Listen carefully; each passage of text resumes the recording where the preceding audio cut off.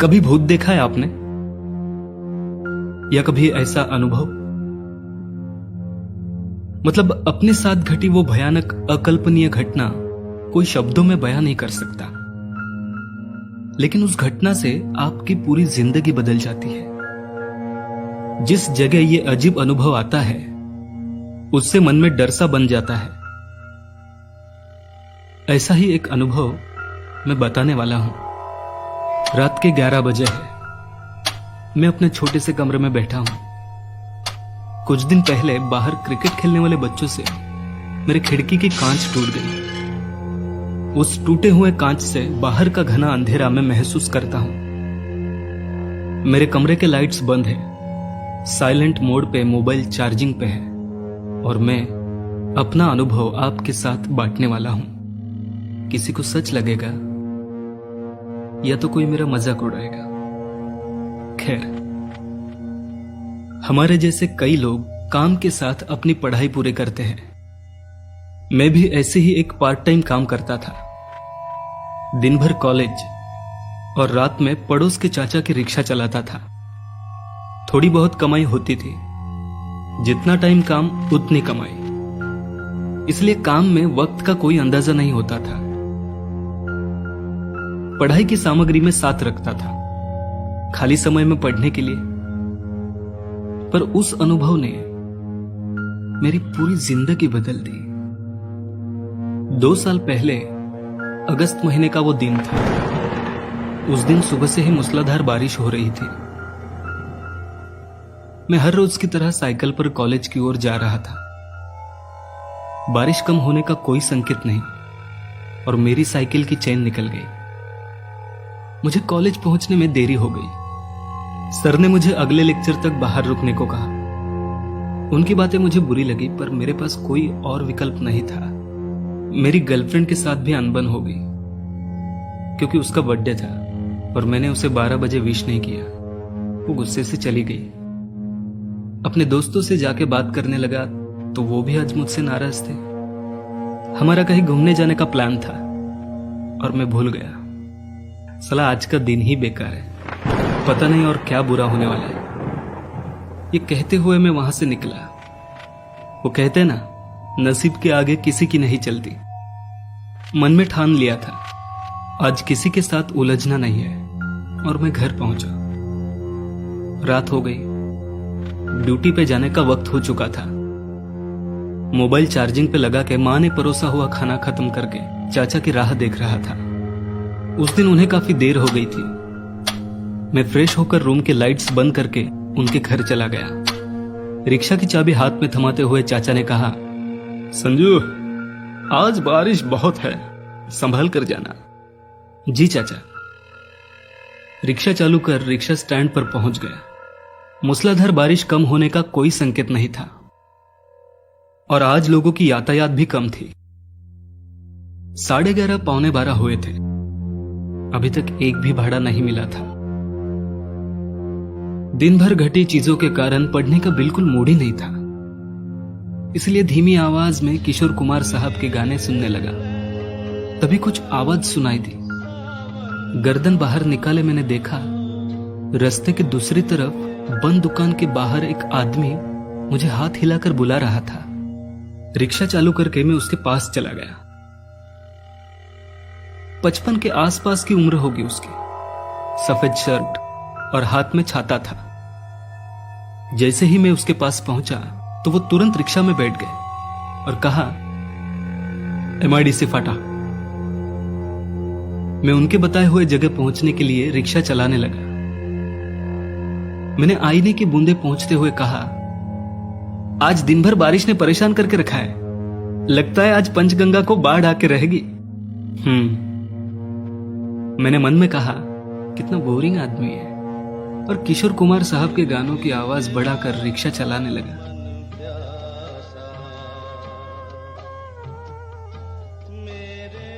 थोड़ी देर बाद मुझे समझ आया कि यह आदमी मुझे लगातार घूरे जा रहा था।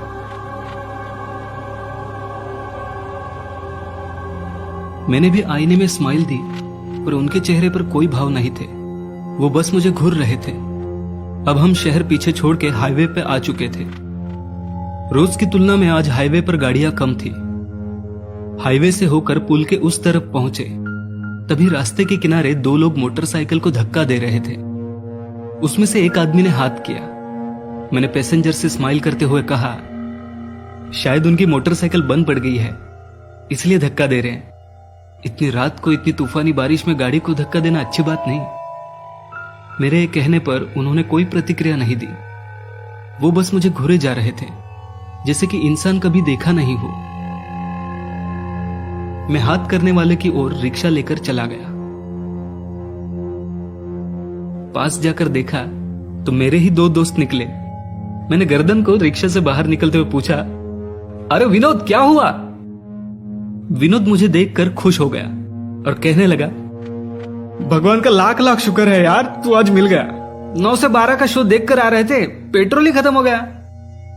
मैंने कहा, हमेशा का है ये तुम्हारा?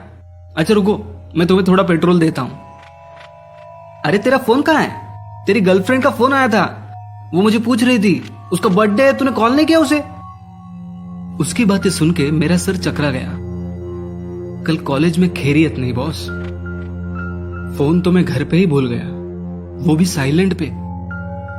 मैं कुछ और कहूं उसके पहले उसने मुझे पूछा, तू अकेले कहाँ जा रहा है? क्या किसी को लेने जा रहा है क्या? अकेले कहाँ, पैसेंजर है ना पीछे। पर पीछे कोई नहीं था।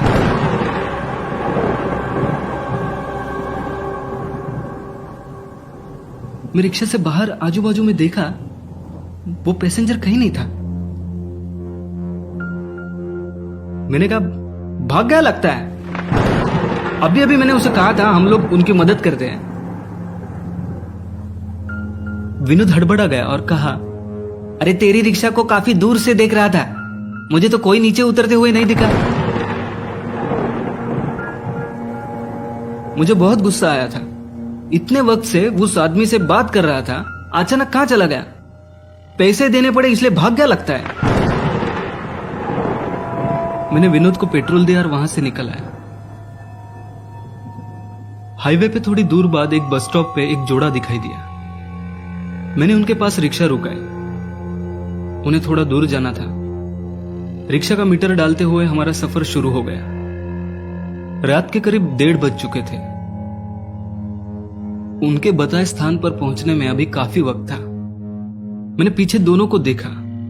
दोनों बातों में व्यस्त थे। कहीं ये भी भाग तो नहीं गए, इसलिए पीछे देख के चेक किया। थोड़ी देर में सामने एक आदमी खड़ा हुआ दिखा। मैंने रिक्शा उसके पास ली और मेरा दिमाग ही घूम गया। मैंने उसे पहचान लिया और गुस्से से कहा, ओ चाचा जी, ओ चाचा जी, आप तो रिक्शा से भाग गए, चलो मेरा पैसा निकालो। रिक्शा में बैठे वो पैसेंजर थोड़े घबरा गए, पर मैंने उन्हें सारी हकीकत बताई। फिर वो दोनों चाचा को पैसे देने के लिए कहने लगे, ओ चाचा जी चलो पैसे निकालो, आदमी कभी देखा नहीं क्या? मेरी बात सुनकर उन्होंने चेहरे पे कोई भाव नहीं दिखाया और शांति से कहा, पैसे चाहिए तुम्हें? देता हूं। बेटा थोड़ी देर में मेरा घर है, मुझे वहां छोड़ दो, उतरते ही मैं तुम्हारे पैसे दे दूंगा। उनका हताश चेहरा देखकर मैं और पीछे बैठे पैसेंजर राजी हो गए और उनके घर की ओर मैं रिक्शा चलाने लगा। बीच बीच में आईने से उन्हें देख रहा था, कहीं वो फिर से भाग तो नहीं गए, पर वो अभी भी मुझे घूर रहे थे। कुछ दूरी पर पुल पार करके उन्होंने मुझे रिक्शा रोकने को कहा। मैंने रिक्शा रोकी और आजू बाजू देखा। आसपास में कोई घर, कोई गांव नहीं था। दूर दूर तक घना अंधेरा और सन्नाटा था।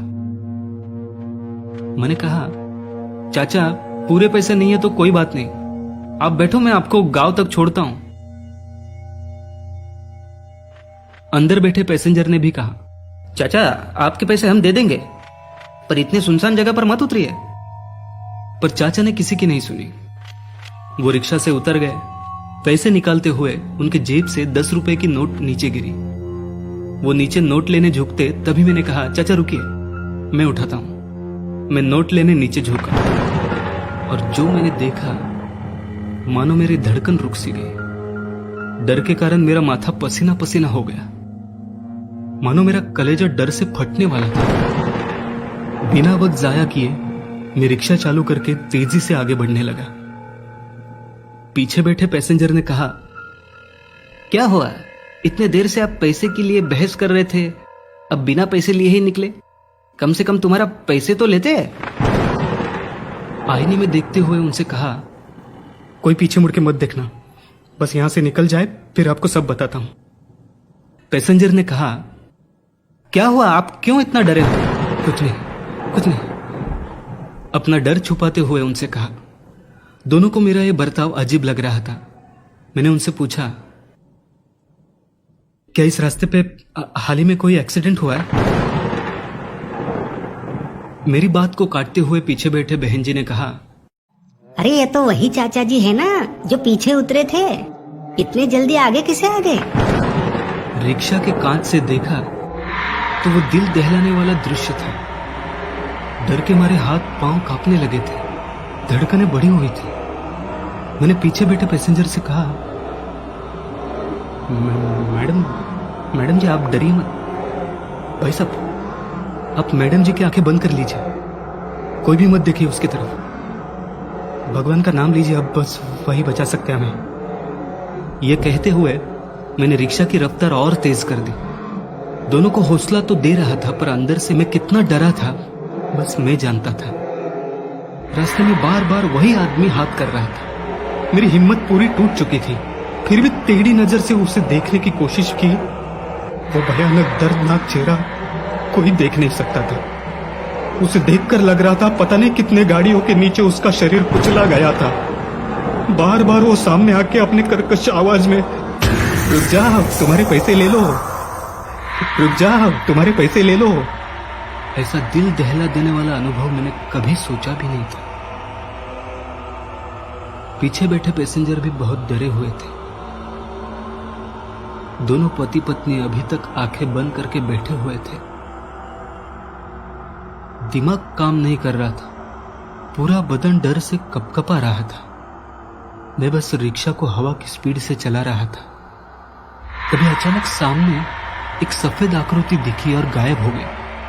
अब मेरी धड़कनें रुक सी गई थी। तभी अचानक मेरी नजर पीछे बैठे पैसेंजर पर पड़ी। वो दोनों पति पत्नी अभी तक आंखें बंद करके बैठे थे और उनके बाजू में एक सफेद आकृति बैठी थी। थोड़ी देर बाद वो गायब हो गई। थोड़ी दूर तक एक लुका छुपी चालू थी। रिक्शा हवा के समान चल रही थी। तभी हाईवे छोड़कर गांव के स्मशान की ओर रिक्शा बढ़ने लगी और पीछे से उसकी कर्कश आवाज आई, गलती कर रहे हो तुम। उस आवाज से कलेजा कांप उठा। धीरे धीरे सफेद आकृति अंधे की हो गई।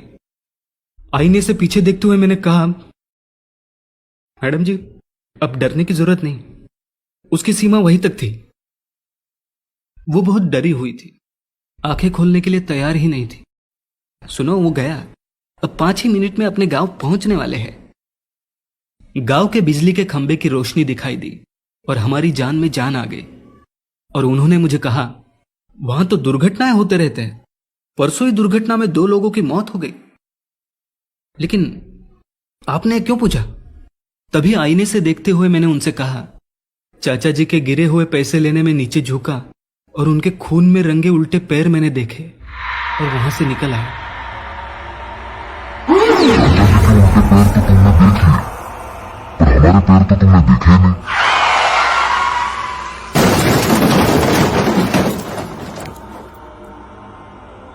तभी मेरी नजर गांव में लगे एक डिजिटल बोर्ड पे आके रुकी।